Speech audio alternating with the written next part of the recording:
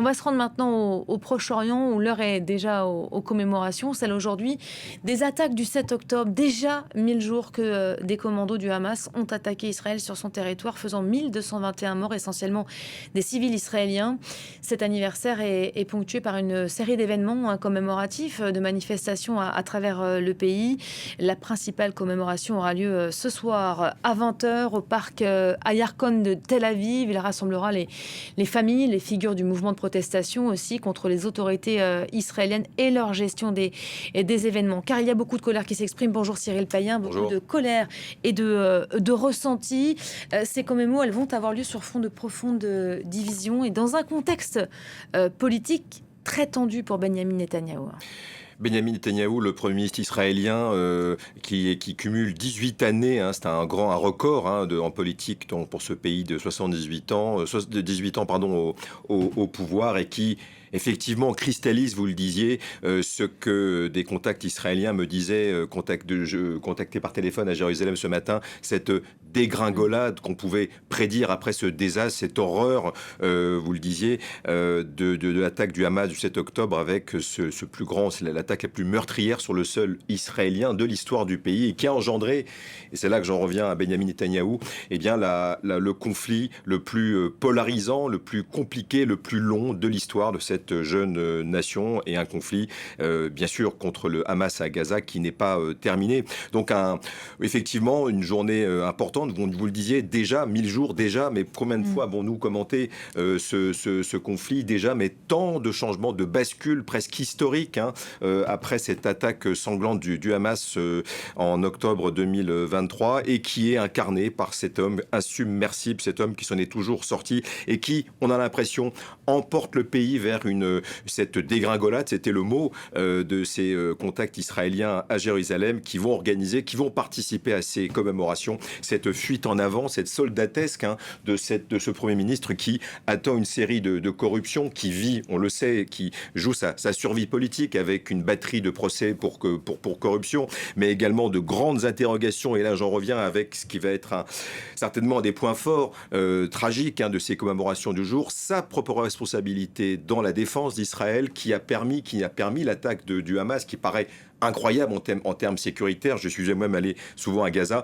C'est extrêmement compliqué d'appréhender rationnellement comment le Hamas, ces éléments de Gaza ont pu pénétrer aussi facilement dans le sud d'Israël et surtout qu'il n'y ait pas eu de défense puisque, on s'en rappelle, le pays a été saisi d'une véritable atonie, d'une commotion sécuritaire. Donc bref, il y a beaucoup de poids sur les épaules de Benyamin Netanyahou. Sa cote de popularité avec l'offensive contre l'Hezbollah au nord, au Liban, était assez forte. 50% il y a 6 mois, 40% de cote de popularité il y a 2 mois. Aujourd'hui, on était à 30%.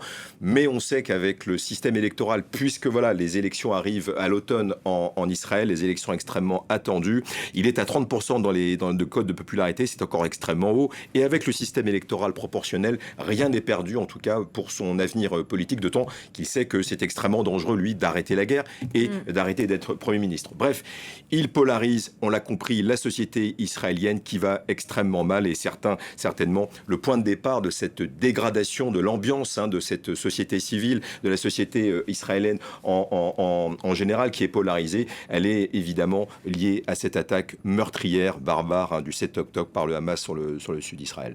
Parlons de l'autre camp, peut-être. On parle des Israéliens, un mot des Palestiniens.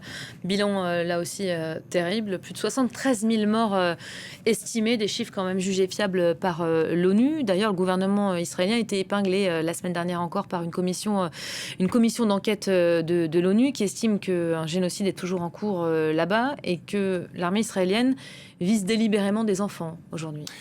Effectivement, une situation assez terrible. J'ai pu me retenir avec notre correspondant Rami Abou-Djamous, donc vous le disiez, l'autre côté, depuis Gaza. Il lui parlait de mort en silence. C'est comme ça qu'il commémore aujourd'hui les conséquences de cette attaque du Hamas avec ces images assez terribles. Mais en fait, on est dans une zone grise qui est absolument horrible puisque ça s'étend d'ailleurs à l'ensemble du Proche-Orient. Mais on n'est ni dans la guerre, ni dans la paix. On est dans les cessez-le-feu avec des attaques. On est dans la basse intensité, autant depuis quelques semaines semaines, depuis quelques jours, pardon, au Liban et à Gaza, mais en même temps avec quelque chose qui ressemble à de l'irréversibilité. Et pour parler aux Gazaouis, ce sont des êtres humains, des enfants, vous le disiez, des familles, des personnes âgées, des femmes, des hommes.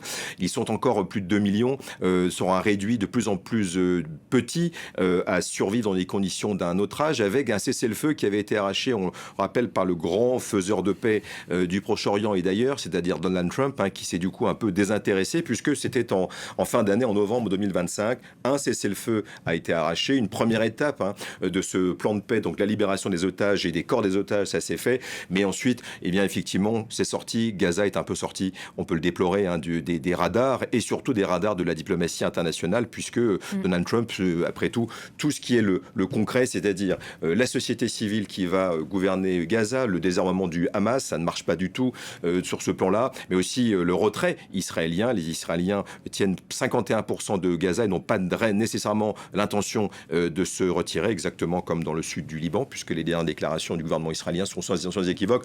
On est dans une période extrêmement difficile, avec une grande difficulté, encore une fois, à une projection dans l'avenir, et ça concerne des millions d'habitants. Donc tout cela est un peu sombre. 1000 jours, oui, et évidemment pas de page qui se tourne indéniablement.